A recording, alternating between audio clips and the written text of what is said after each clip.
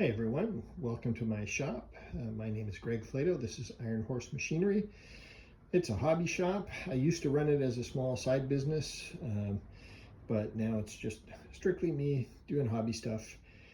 I'm a retired research scientist and now spending more time in the shop and hoping to create some videos doing shop projects and maybe a little bit of education. My background is in engineering. I have a PhD in engineering.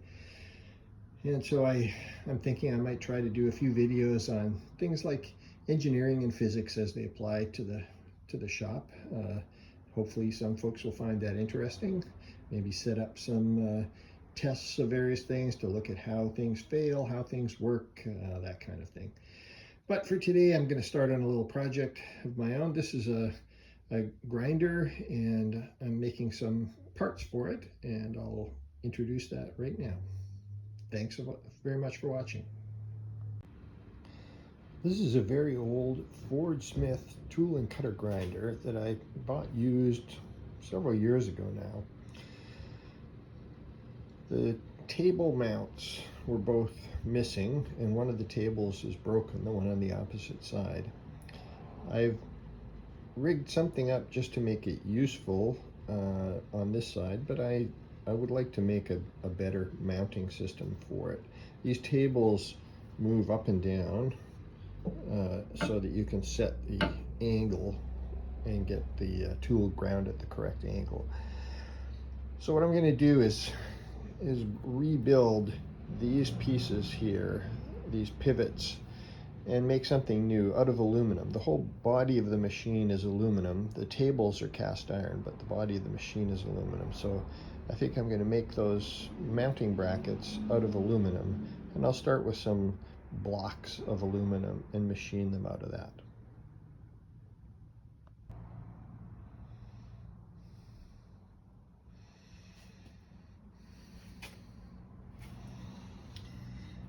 All right, what I like to do when I'm starting a project like this is to make a detailed drawing, a dimension drawing. This is just sketched out by hand. It's not to scale or anything like that, but I find it's a lot easier to start with a dimension drawing, and then I have less likelihood of screwing something up along the way.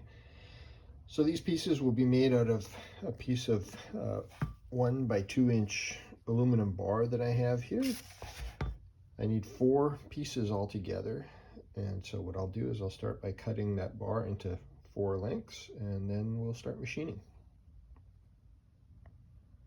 Well, we're over here at the bandsaw. I've marked up the piece of stock, and I'm starting to cut these pieces. The noise is kind of obnoxious, but that's the way it is. All right, so here we are over at the mill. I have all those little blocks set up in the vise. I found that the teeth on my bandsaw are kind of fine for aluminum, and so they were cutting pretty slow and the teeth were getting gummed up. So I used some of this A9 aluminum cutting fluid on the bandsaw blade, just a few drops every now and then, and that helped a lot. They cut almost twice as fast, so that's a good tip. If you got too fine a blade in your bandsaw and you're cutting aluminum, that cutting fluid helps. It seems to allow the chips to clear better. Okay, so I've got these pieces set up in the vise here. The way I have it arranged is I've got a small parallel just at the back. What I want to do is have these pieces square to the face of the block. So that's up against the back chuck jaw.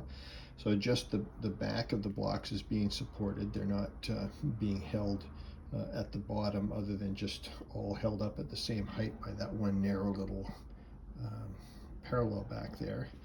And then in the front, you can just see I've got a little zip tie that goes across, and that is to just ensure that even though the blocks may not be all perfectly the same width, they all get appropriate crush, because the zip tie helps to even out any disparities in the width, so I can clamp them all tight. And then I put a clamp across just to keep them all together and to make sure that none of them tip over or anything in the vise, just an extra little safety. What I'm using here is a fly cutter with a high-speed tool in it. I find on aluminum, especially on the small mill that I have, a fly cutter like this really works well for this kind of facing operation. So that's the setup I have. You can see it there, and we'll get ready to start making some chips.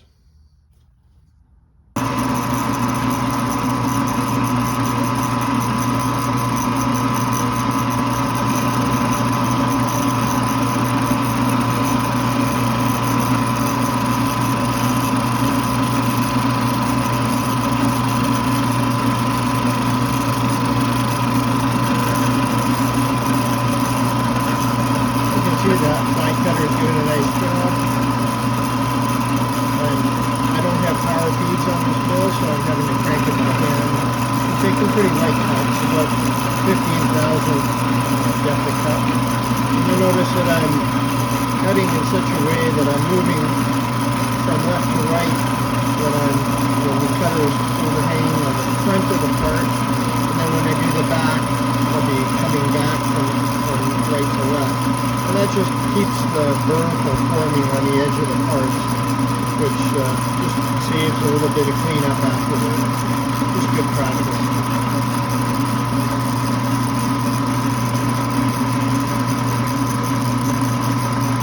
Looks like we need one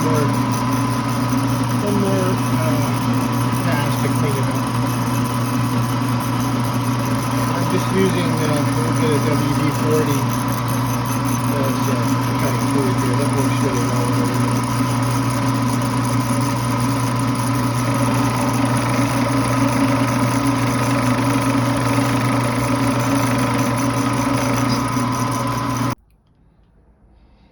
All right, there we go. One side finished. You can see that fly cutter did a nice job. Really nice, smooth finish. And because of the way I cut it, there's no burrs on either side. There's no burrs to speak of, just a tiny one that's easy to file off. So now we'll take this out of the vise, flip it over, and we'll do the other side, and then we'll finish it to length there. All right, so I flipped the part over. You'll see that I kept the clamp on. I didn't take the clamp off when I took that bundle of parts out. I just took the whole bundle together, clamped together, flip them over, and in this case I put the little parallel up on its end, and now we're ready to cut the other side. By keeping it clamped together like this, then the alignment that you had on the first side that you cut remains intact, and you can do the other side and be guaranteed that they all end up at precisely the same length. So I'll go ahead and cut the rest of this off camera. All right, there we go. There's our 4 blocks machined out, nice and square, deburred with a hand file, so all the edges are nice. And now we can get ready to lay out and start machining the next features on these parts. I think that's probably all we'll do for this video. This is my first video, and so I don't want it to go on too long, so I think I'll stop it there and we'll pick it up in a second video. Thanks very much for watching. Bye.